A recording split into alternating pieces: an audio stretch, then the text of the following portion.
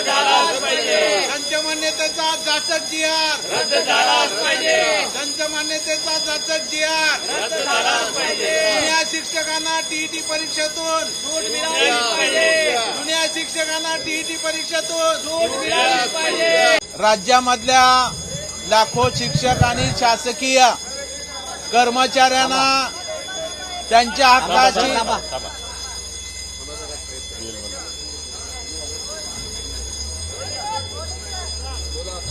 राज्यामधल्या लाखो शिक्षक आणि शासकीय कर्मचाऱ्यांना त्यांच्या हक्काची जुनी पेन्शन योजना मिळाली पाहिजे, यासाठी सातत्यानं सभागृहात आणि सभागृहाच्या बाहेर सुद्धा आमचा प्रयत्न सुरू आहे.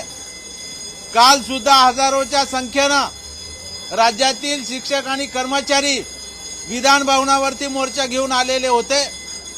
कारण जे शासकीय कर्मचारी आहेत, शिक्षक आहेत, सगळ्यांनाच काही जमीन शेती हा काही आधार नसतो आणि नोकरी आणि वेतन हेच फक्त मुख्य त्यांच्या जीवनाचा आधार असतो. त्यामुळं म्हातारपणाची काठी म्हणून पेन्शनकडे बघितलं जातं.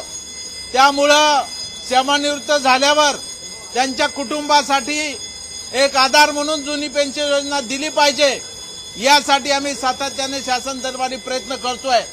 आणि म्हणून आज सुद्धा आमच्या शिक्षक आणि कर्मचाऱ्यांना जुनी पेन्शन योजना लागू करावी. जे जुने शिक्षक सेवेमध्ये होते त्यांना टीईटी परीक्षा लागूच नव्हती, त्यांच्यावर आता टीईटी परीक्षा लादणं चुकीचं आहे आणि म्हणून त्यांना सुद्धा टीईटी परीक्षेतून वगळावं. 10 मार्च 2024चा जो संच मान्यतेचा जाचक जीआर आहे, ज्याच्यामुळं राज्यातील हजारो शिक्षक अतिरिक्त होणार आहेत, त्यांच्यावरती नोकरीचं गणांतर येणार आहे, तर तोही जीआर रद्द करावा. वरिष्ठ महाविद्यालयाचा कायम शब्द काढावा. जे त्रुटीपूर्ण केलेल्या शिक्षक आहेत, ज्या शाळा आहेत, जे शेवटच्या वर्गाची पटसंख्या पूर्ण केलेली आहे, अशा राहिलेल्या सर्व प्राथमिक, माध्यमिक, उच्च माध्यमिक शाळा वर्ग तुकड्यांना सुद्धा या शासनानं वेतन अनुदान दिलं पाहिजे. यासारख्या महत्वाच्या प्रश्नासाठी आज आम्ही या ठिकाणी आंदोलन केलेलं आहे. निश्चितपणानं सरकारनं जुन्या पेन्शनच्या बाबतीमध्ये भूमिका घेतली पाहिजे आणि या राज्यातल्या लाखो शिक्षक आणि कर्मचाऱ्याला दिलासा द्यावा, यासाठी निश्चितपणानं ही लढाई आमची सुरूच राहील. साहेब, तुम्ही या अनुषंगाने एकच मिशन या संदर्भात सातत्यानं निदर्शने करतात, गेल्यावर्षी आणि सातत्यानं तुम्ही करताय. मला येस का येत नाहीये? कारण तुम्ही सत्ताधारी आमदार आहात, तुम्ही दादांकडे तुमचं वजन आहे, का वापरत नाही तुमचं वजन? नाही, निश्चितपणाने त्याच्यामध्ये मान्य उच्च न्यायालयामध्ये एक याचिका आहे, त्याचा संदर्भ शासन आम्हाला देतंय की मान्य उच्च न्यायालयाचा निकाल लागू द्या.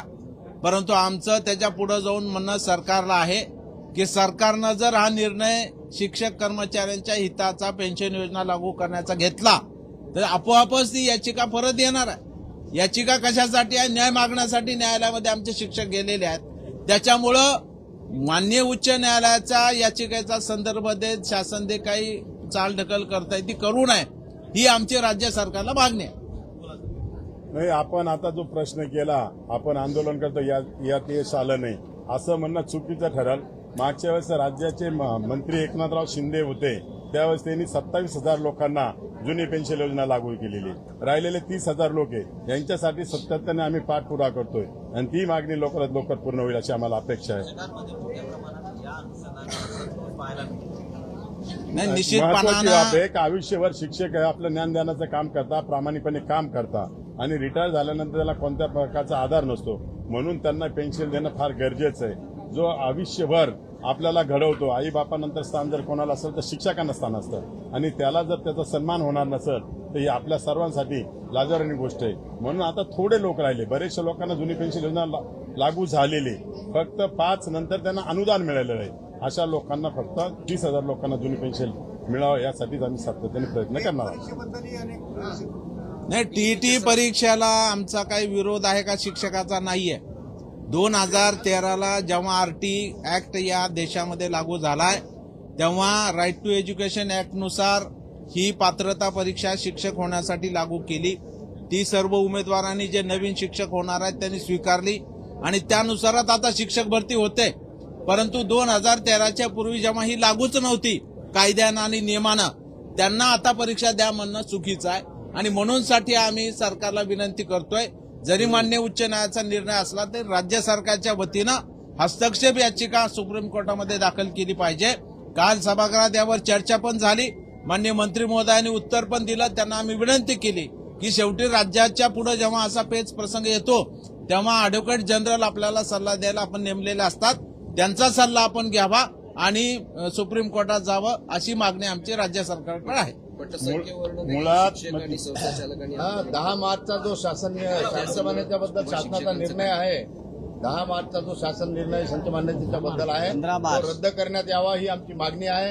याचं सर्वात महत्वाचं कारण त्या संच मान्यतेच्या नुसार अनेक शिक्षक अतिरिक्त होण्याचा धोका या महाराष्ट्रामध्ये तयार झालेला आहे. त्यामुळे अनुदानित शाळा ज्या आहेत त्या भविष्यामध्ये बंद पडतील का काय अशी परिस्थिती निर्माण झालेली आहे. म्हणून 10 मार्च 2024चा संच मान्यतेच्या संदर्भात असलेला जाचक निर्णय निघलेला जो शासनाचा आहे तो रद्द करण्यात यावा ही आमची प्रमुख मागणी आहे. ठीक आहे, धन्यवाद.